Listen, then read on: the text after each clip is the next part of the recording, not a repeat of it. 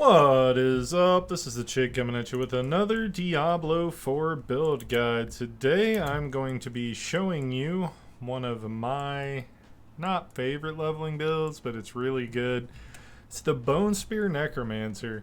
You really don't need a lot to make this incredibly effective. I don't have any aspects that work for it, actually. I was doing minions, but decided to show this off because it's just better than minions.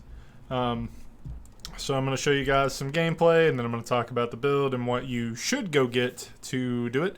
But before we get started, go ahead and hit that like button, hit that subscribe button. Don't forget, once we hit 1,000 subscribers, we're giving away a copy of Diablo 4 or a video game of your choice. And don't forget to catch me live over on twitch.tv/thechig on Tuesdays, Thursdays, and Sundays from 7 p.m. to 9 p.m. Anyway, let's hop right into some of this gameplay. So this is kind of a knock them up and set them down kind of thing. So you want to make a corpse, you want to pull everything to it, and then you just, you want to get teleported on apparently, but like you just want to be max range and throw throw bones, right? Like, works out super good, super easy, barely an inconvenience, right? Like it's not hard to play. It's a little difficult to get used to setting up. Like, I'm still not used to setting it up right. But, like, okay, cool. We're going to set these up. We're going to pull them in. We're going to do some of that. We're going to get CC'd. So, you know, it's fine. But, yeah, you just throw the bone spears and stack them up. Knock them down. Blow up some corpses. Get back some essence. Get some big DPS on the ground. And you just continue to do so. Pull them in with corpse tendrils, throw some spears, watch them get bounced around, because why wouldn't they get bounced around? Because that mob has that weird affix, but you know. Ooh, can't open that door from that side. Apparently I didn't know that, so we gotta go this way. My bad, my bad, my bad. We were supposed to go in that door. I am so sorry. Yeah, so just build up your essence till you're ready to kill stuff. Go into a puddle, stack things up. Oh look, we got a corpse. Let's pull them in. Oh hey. Oh look, let's blow up the whole pack because it's, you know, strong like that. I don't know. This build is like actually silly how much damage it does. Like I don't even know. Like it is insane. It is literally insane. Because you can just stack them up and knock them down all day. Like it's, and then you get your blood orbs to heal you. Like,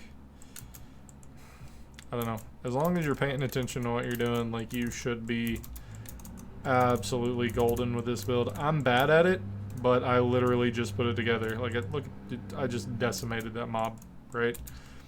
Like, I don't normally go kill the bosses, but I literally want to see how strong of a boss killer this is at this low level, so I'm gonna see about that. Also, something to take into consideration here with this.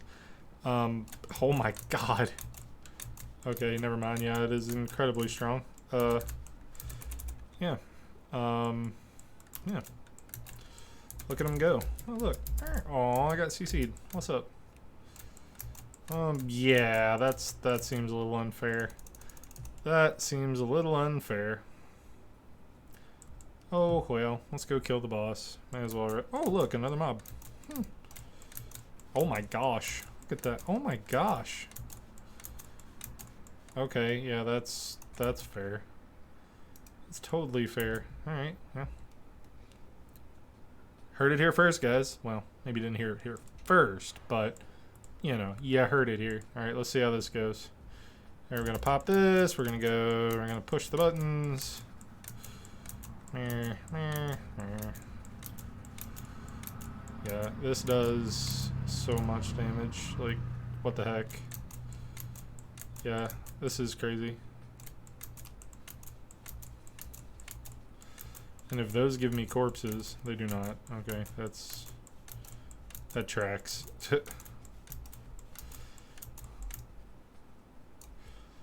Yeah, that is insane damage, y'all. Look at that. That's so crazy. Oh, look, let's just go invincible and heal back to full real quick. No big deal. No biggie. It's fine. It's all fine. Yeah, this is obscene, y'all. Like, the damage is real. I really enjoy this now that I'm actually playing it. I feel a little slow and a little squishy, but, like, the damage, it is real.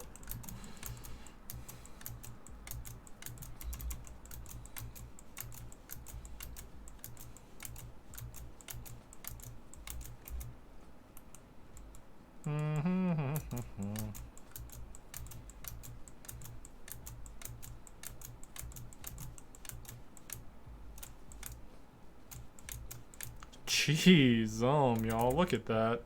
Anyway, let's hop right into it. Alright. Bang. Let's get these talents pulled up, show you what we're working with here. So, as usual, you typically want to get to the extra talents quickly. So what we're going to do, we're going to put a point into Bone Splinters, which is your generator. Deals damage to each subsequent enemy times it hits. Cast Bone Splinters, you gain 1 essence. Cool. Enhance Bone Splinters. Bone Splinters has a 25 chance to fire 2 additional projectiles if cast while you have 50 or more essence. We're going to do that as much as we can.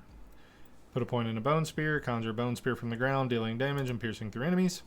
Enhance Bone Spear breaks into 3 shards when it's destroyed, dealing 25% damage each. That's why you saw me trying to do the full distance comeback thing.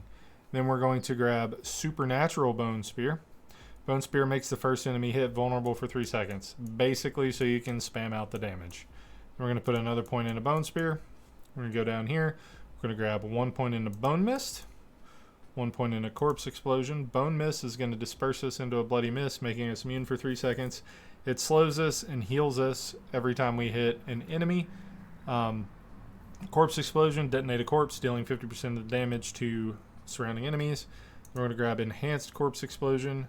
The radius is increased, so make it cover a bigger area. Then we're going to do Blighted Corpse Explosion. It leaves a dot on the ground, so you kite them around in it, and then later you get things that make them slow and stuff, so works out. And we're going to pop back up here, put another point in a Bone Spear to unlock the next group here. And we're going to put 3 points into Death's Reach. Just going to flat increase our damage to distance enemies by 12%. And we're going to go back up, and we're going to put another point in a Bone Spear, and we're going to max out Bone Spear. We're going to go down here. We're going to grab Corpse Tendrils. Vian's burst out of a corpse, pulling enemies and stunning them for 3 seconds. Dealing damage does not consume the corpse. This is amazing because you stack them up and then you start doing Corpse Explosion on top of them. We're going to do Enhanced Corpse Tendrils. It's going to slow the enemies before pulling them in. And then we're going to do Plagued Corpse Tendrils, which is going to make them vulnerable for 3 seconds. So you get free vulnerability. And then I'm going to go ahead and say, go ahead and put 3 points into Serration because you get 0.9% critical strike chance for each 10 essence you have when you cast it. So if you're full essence, you get 10% free crit chance. Well, 9% free crit chance, unless you have extra essence on your gear, and then it goes up from there. After critically striking 10 times with bone skills, they deal 5% increased damage for 5 seconds. Okay, so then we will pop down here and we will grab Bone Storm. Swirling Storm of Bone appears around you and your golem, dealing damage over 10 seconds. We're going to grab Prime Bone Storm. Your damage reduction is increased by 15% while Bone Storm is active, so it's an offensive and a defensive. And we're going to do Supreme Bone Storm. Your critical strike chance is increased by 20% while Bone Storm is active, which is obscene. Alright, so now we're going to put a couple more points into some passives. There are 3 points in a standalone because it increases damage reduction by 18%. Because it is 2% for each active minion. Since we can have 9 minions total, it's 18%. And we're going to put 3 points into Memento Mori. Sacrificing both Skeletal Warriors and Skeletal Mages increases their sacrifice bonuses by 60%.